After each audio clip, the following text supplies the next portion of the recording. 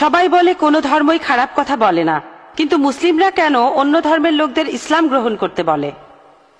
বোন, আপনি বললেন যে আপনি একটা মুসলিম পরিবারের সঙ্গে থাকেন অনেক বছর ধরে, তারপর বললেন যে সব ধর্মে ভালো সব কথা থাকে, কিন্তু মুসলিমরা আমাকে ইসলাম গ্রহণ করতে বলে কেন? পয়েন্ট নাম্বার 1, অন্য যেসব ধর্ম আছে সেগুলো যা বলে তার বেশিরভাগ কথাই ভালো, তবে ইসলাম ভালো কথা বলার পাশাপাশি আপনাকে দেখাবে কিভাবে সেটা অর্জন করতে হয়।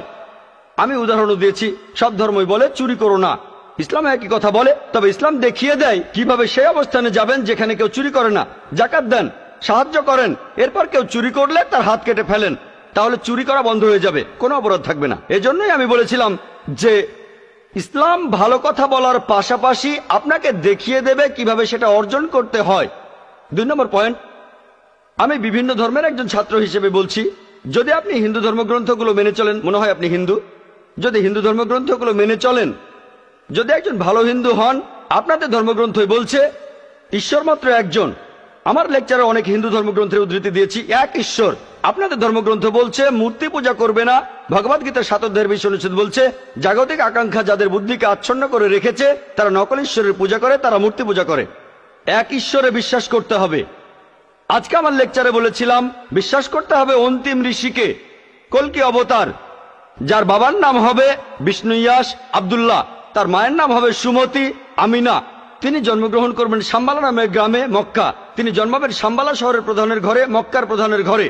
তিনি হবেন পুরো মানুষ জাতির পথপ্রদর্শক। তিনি আলোকপ্রাপ্ত হবেন রাতের বেলায় একটা গুহায়। তিনি উত্তর দিকে গিয়ে আবার ফিরে আসবেন। ঈশ্বর তাকে 8টা গুণ দেবেন। তিনি হবেন পৃথিবীর সব মানুষের পথপ্রদর্শক। তিনি একটা ঘোড়ায় চড়বেন, ডান হাতে থাকবে একটা তরবারি, 4 জন সহচর থাকবে তাকে বিভিন্ন সময় ফেরেশতাগণ সাহায্য করবেন। এরকম আরো অনেক অনেক। এই মানুষটা কে? যদি ভালো হিন্দু হয়ে থাকেন তাহলে আপনিই এই অন্তিম ঋষিকে বিশ্বাস করবেন, তা না হলে আপনি ভালো হিন্দু নেই।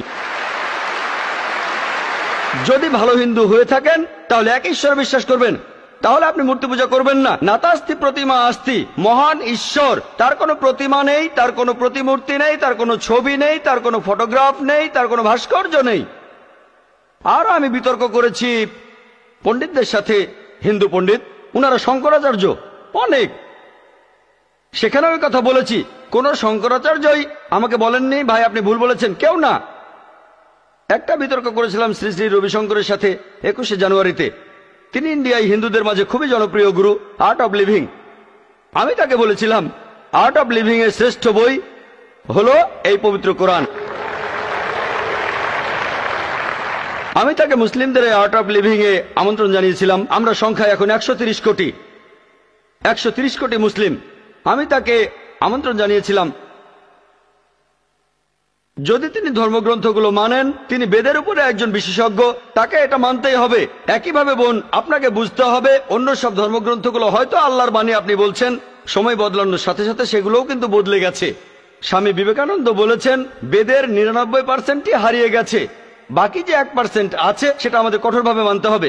কঠোরভাবে মানে অন্তিম ঋষিকেও মানতে হবে। তাহলে কঠোরভাবে মানলে আপনি মুহাম্মদ সাল্লাল্লাহু আলাইহি সাল্লামকেও মানবেন, আপনি কোরআনকেও মানবেন। আর আমি আপনাকে এখানে আমন্ত্রণ জানাচ্ছি, এই শান্তির ধর্মে আমন্ত্রণ জানাচ্ছি, যাতে করে আপনি আল্লাহর কাছাকাছি আসতে পারেন।